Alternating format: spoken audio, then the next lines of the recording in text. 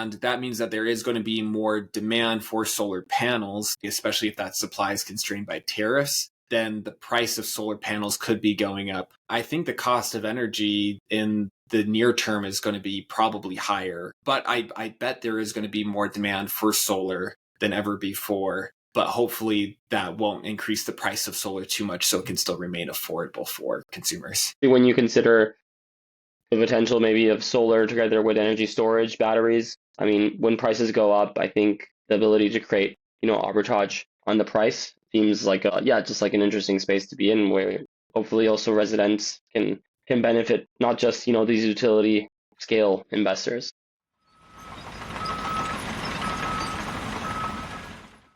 Hello, everyone. Today we talk to Nathan Ricks, one of the founders of DIY.Solar, a company that operates in the residential solar business in the west coast of the US. In this episode, we're going to explore a number of topics, such as the volatility of the residential solar space, this interesting intersection between construction and renewables, and also enter a little bit the psyche of the founder. So, Nathan, thank you so much for being here today. Yeah, thanks for having me. To start us off, can you walk us through the business you built and, the trajectory it took in the 2 years since you founded it? Yeah, I'll give you the quick overview. The business was started back in, I believe it was August of 2022, with a friend of mine who then turned business partner. He had experience in the residential solar space, specifically in this exact space of kind of do-it-yourself solar kits that people could install on their own roofs.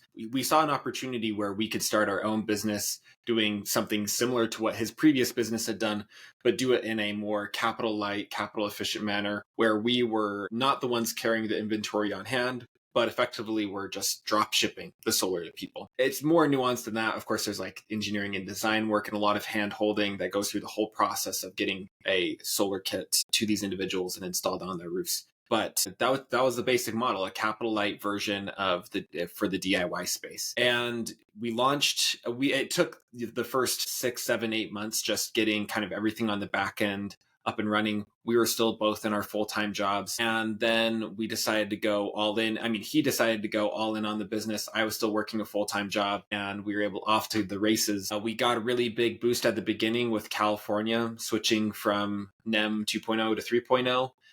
We focused a lot of our marketing efforts there. And the business, has just kind of been on a winding trajectory since then, having big successes and then having some times that have slowed down and us pivoting into other potential business lines. As of right now, we are potentially looking to sell the business. We're in conversations with a few different solar companies to purchase this so that they can have a new business line added onto their traditional solar business. And happy to talk about that piece of it as well.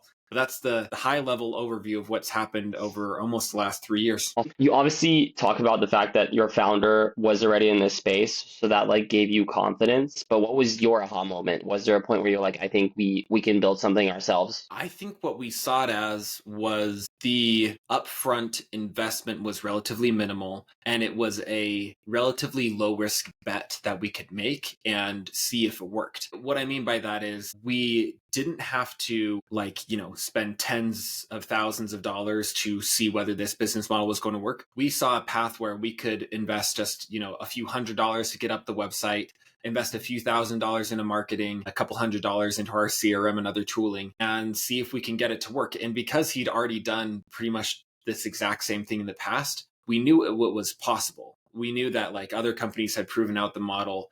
It wasn't a completely new thing. And we were doing it in a more capital efficient way. So from our perspective, it was just a bet that we were making that was relatively low risk from what we could see, and we just moved forward. When I first came across your business, I was surprised about this DIY element to it. I come from Europe, and I've never come across a business like that. Companies that give you just the panels and then you install them themselves. You obviously mentioned your partner was in a company doing exactly that, but can you kind of walk me through this DIY element? What's your experience been?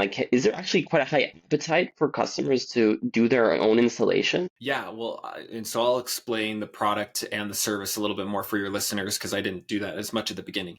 So what we do is these individuals who come to us are people who are kind of true DIYers, people who've built their own homes, people who are electricians, plumbers, just generally handy people, capable people who who feel like they have the ability to install their own solar, which in reality is not a very complicated process.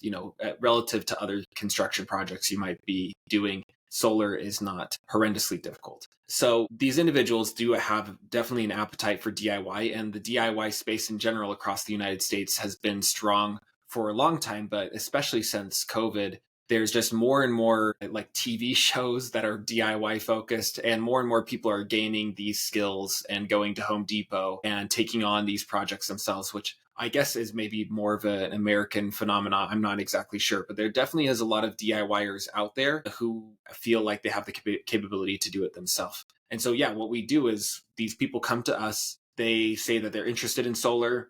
We look at their roof, we look at their home power needs, we help them size a system that is matching their power consumption and their needs to offset their energy. We do an initial plan, they approve it. We go and get engineering and design sets done through a professional engineering firm that then produces what we call a plan set. That plan set we turn back over to the customer who approves it. They take it to their city. The city gives them the final permits. Once they have the permits at hand, we ship them out their customized kit where we go to our supplier.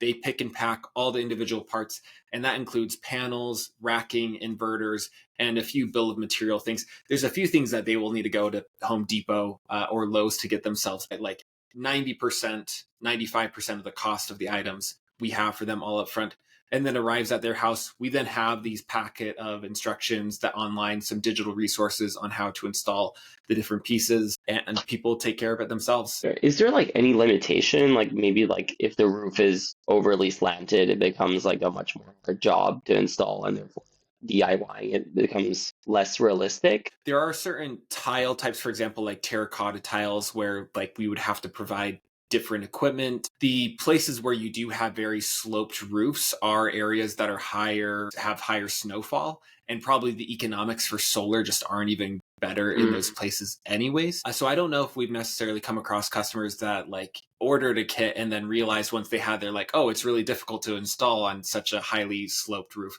That hasn't happened yet. And then we have different mount types for like flat roofs, for example, because there's many parts of the United States that don't even really have a sloped roof. There's flat roofs, and we use ballast mounts. And then also there's a number of people, maybe if they do have too slanted of a roof, we do offer ground mounts as well. So there's actually almost half of our customers, in fact, have done ground mounts where they have more land and are able to have a solar array just set up in their backyard. Fair. I mean, this DIY space, like you mentioned, is like one that's like grown a lot, especially after the COVID wave. Like, what advice would you have for someone who maybe has not this exact idea, but an idea where they think there's potential to lower the cost for the end consumer and therefore create, a new business model if you just do a DIY setup? I would look at really any industry that is sold door to door and question whether that can also have a DIY path, because almost everything that has traditionally been sold to door by salesmen, and often salesmen from Utah, because there's a large selling culture here in Utah from LDS missions. So things like pest control,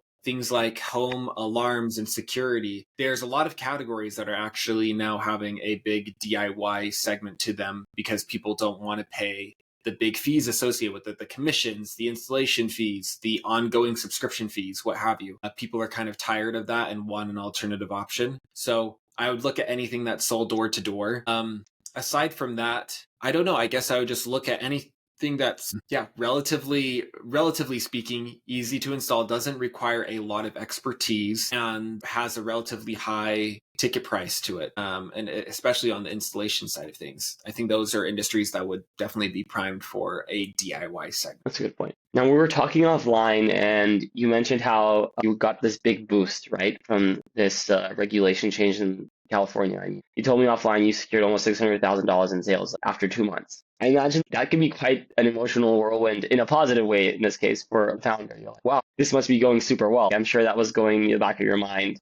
And typically they tell you, okay, when something's going really well, you want to double down and keep investing. What was your thinking process when you were seeing your business grow so fast? Yeah, I mean, we were definitely excited. And I think, that excitement did damper down a bit after that wave kind of passed. we did see a significant decrease in sales thereafter, at least on a week by week or month by month basis. So it was a little discouraging. And it did end up creating some cash management issues for us because we did invest so much during that time and thought we were okay to continue investing so much afterwards. We didn't realize how long it was going to actually take to collect the funds from the time, like we spend marketing dollars, we get leads, we close those leads, but the time in between, because these projects are very nuanced, can be very long. We've had customers, I'm not joking you, who are now like almost 2 years from when we sold them, are just finishing up their project. And that's because of just really bad communication on their part, having trouble with their cities, and maybe at times us not doing a good enough job of following up with them. But we're just having now some customers that are paying in full, meaning that like that money we spent on marketing 2 years ago, we didn't get that money back effectively until now for us to reinvest in the business. And that definitely caused us some trouble over the last couple of years. Is there any advice you have for people, again, trying to build companies in a similar domain? How could they manage better the cash flow? Yeah, from a cash management perspective, I mean, one thing we did do well at that I would advise to anybody is if you're collecting money up front, money that you haven't earned yet, this is basically accounts payable. Like you've collected the money from the client, but you haven't earned it in terms of revenue, like on an accrual basis. Don't spend that money. Like have it in a savings account. Don't spend money that you haven't fully earned from the customer. There might be times where you're tempted where you're thinking, oh, well, I can just spend this money. Like it's basically guaranteed that the customer is going to pay in full.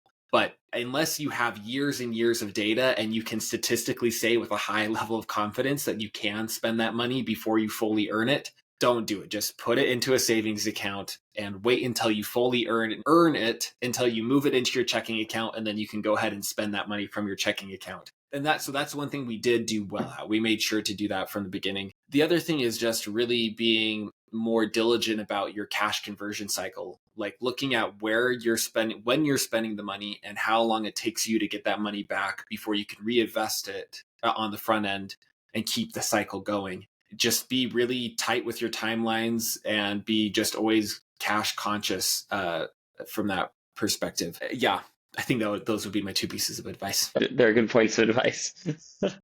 I mean, another thing also I think about, especially when you're just starting, a huge element of the flywheel you're hinting at is actually word of mouth. And that's obviously dictated also by good customer experience. In your case, since a lot of it was a coordination effort, you have to ensure that the supplier gives you good hardware and the engineer that you engage does the calculations correctly, prepares the paperwork correctly for, the permitting process. So the supplier selection seems like quite an essential piece of your business model. So like, how did you go around finding the company that provided the hardware, finding the company that did the services for you? Yeah, the engineering piece wasn't that difficult. There's plenty of firms out there that like are very well established in doing this exact workflow for the solar space. And it was nothing unique to DIY. You'd have to produce the exact same plan set, whether it was DIY installed or professionally installed through a traditional solar company. So that selection wasn't as hard or important or consequential, even though we've maybe had a few times where mistakes were made or what have you, but they weren't consequential mistakes. I think selecting the supplier was a bigger thing, but we also did not have as many options in the sense that there's not very many suppliers or EPCs in the solar space that are willing to package up these custom solar kits, pick and pack the individual parts and ship it out to the customer. We happen to have a connection with an individual who had done it previously for another company that my business partner worked for. And so they kind of seemed like one of the few options out there that could actually do this type of work. There was another solar connection that my friend or my business partner and friend had that originally was supplying us, but their pricing just didn't turn out to be as competitive, and so we moved away from them. However, like with our current supplier, they are great in many ways. The problem that we do encounter though, and that has led to a number of customers being upset, is that the panels often will crack during shipping. I don't know if it's necessarily like the way that the panels are oriented or how they're laid, but it's kind of like every other customer has at least one panel that is cracked or some racking that is bent the way that it shouldn't be. And then we have to compensate that for that. I mean, we make the customer agree when they sign their contract that they have to like check their stuff within 24 hours of when it arrives so that we can then go to the shipping company and like put in a claim. But then the customers don't do it. And then they come to us upset saying, hey, there's a cracked panel, there's a bent railing. And so we have to deal with that as it comes. And so does that answer the question? It does. It almost makes me wonder though if that's actually one of the more interesting opportunities, because if there's obviously a supply shortage in terms of potential suppliers, maybe that's a space where you'd find more success because it's a less crowded field. Is that something you ever like thought of? Being the supplier of the materials? No, we don't want to be in a capital heavy business like that. Maybe someday, but like we want to stay in the capital light, capital efficient Makes zone. sense. And yeah, rather than tying up a bunch of capital in panels, which yeah, would just require a lot of investment. You mentioned, right, how when we were talking offline that some of the business was sort of also hampered by like tariffs, potential maybe law changes. I think this is something that's really quite universal topic at the moment in construction and in the renewable space. How there's like external risk, which can really put the original assumptions out of whack. How would you manage that? Like, is there anything you would do differently? I don't know if I have uh, a viewpoint that is well informed. So I feel hesitant to advise anybody in this way because I Sure. don't know. Um, and I guess I'll just say more clearly what we did experience, at least in terms of tariffs or regulatory changes, was that we had a number of deals for which we were concerned that we had already sold many months ago, where we were concerned that the prices of solar panels were going to go up, and we're wondering whether we needed to reprice our customers because our input costs were going to go up and potentially have no profit from it, or potentially negative profit if we were to sell at that price. So there was like concerns. We were talking to our suppliers, trying to understand like, hey, can we still be locked in at these prices for these kits that we've already sold? And they seem to suggest that, yeah, for the time being, like you're good. We can lock it in for this amount of time, what have you.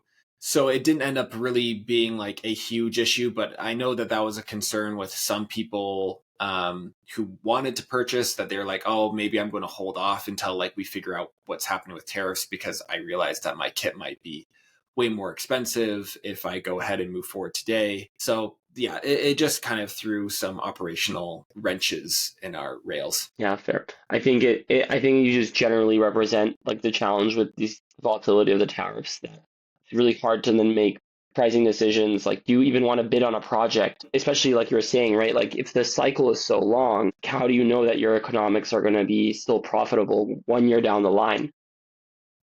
Yeah. Seems like a pretty tough business Yeah. to be in, frankly. Yeah, I mean, and we never count or want for these residential clients to take 1 year, but that, I guess it is the case sometimes. We are working on our first commercial deal right now, and it's a really big one. And yeah, that is a concern. Is like we just got pricing from our supplier, and I'm wondering whether or not, like, okay, like how long can we lock in this pricing for? Because it might be potentially, yeah, it could be up to a year before our customer is going to be able to pay because of how big the project is. And they have to go through like city permitting for such a big project. So yeah, it's like a question in my head as to whether or not, like, I'm going to have to make sure that our supplier is willing to hold that price for a certain amount of time, and that our customer is able to pay before that timeline ends to Hmm. lock in that pricing. So we still have work to do on that front, but that is a concern. Now, another topic that everyone keeps talking about these days is obviously the AI wave, and the strain that it's going to be putting on the energy grid in terms of just significant orders of magnitude, right, of extra energy demand. You would think that would actually have positive effects on the residential solar business, at least for the suppliers like yourself, right, of that offer, because higher energy prices are going to come from higher energy demand, and therefore it makes it even more interesting to install your own solar panels. How do you think the residential solar market is going to be impacted or evolve over the next couple of years? Hmm. How will residential solar be impacted? This is actually an interesting question. And I don't even know if I've considered it from the residential perspective before. So I'm glad you're bringing it up. I think that, obviously the US does not have enough capacity currently to meet the demands of what these AI data centers are going to require over the next 10 years. And other countries like China are doing a much better job of being able to produce new energy capacity in a much quicker timeline. So because the US is not able to do that, there is going to be more demand for the existing grid, meaning that the grid can only be allocated to probably the highest bidders. And the highest bidders are often going to be these AI data centers because of how much value they bring. So that means that prices are likely going to go up for residential consumers as well over the coming years, as there is more demand for the power than there is power to be able to get generated. And if that's the case, that makes the case for solar more appealing. Assuming that solar prices don't also go up exponentially, because I know a lot of these, like when I think about the Abilene site in Texas that's currently getting built, or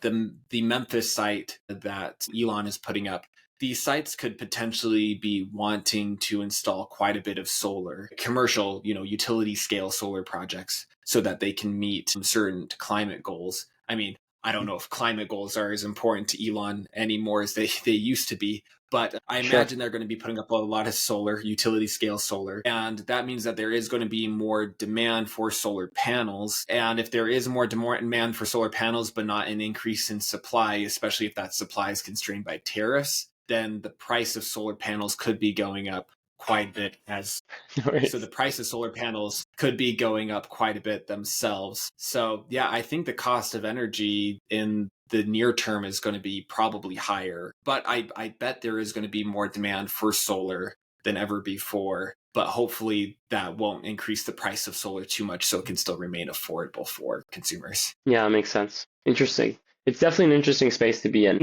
I think we've kind of gone through the business, I think, pretty overarching way. Just to kind of close us off, do you have any advice for anyone wanting to maybe start a business in a similar space? I think the market just still needs innovative, cost-effective solutions that are different than what is currently existed. I think the traditional model for residential sales, so solar, is door-to-door sales. And I think people are tired of that. And I think that space has been relatively saturated. Well, that's not to say that there is always, that industry is still growing, but it's saturated in the sense of there are a lot of competitors, and it doesn't feel like a place where you can take a lot of economic value by also competing in that same space. So I think just consumers need different models and innovative pricing solutions that make sense for them and allow them to have a more sustainable carbon footprint at a more affordable price.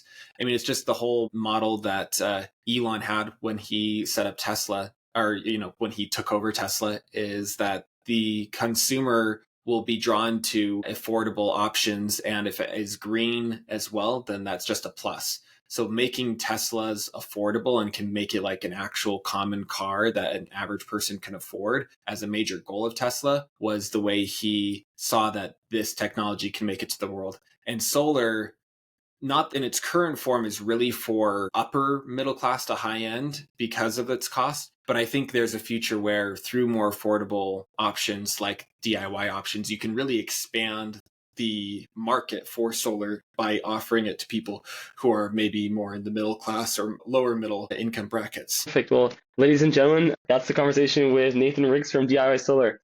Thank you so much, Nathan. Really appreciate it. Thanks, Andre.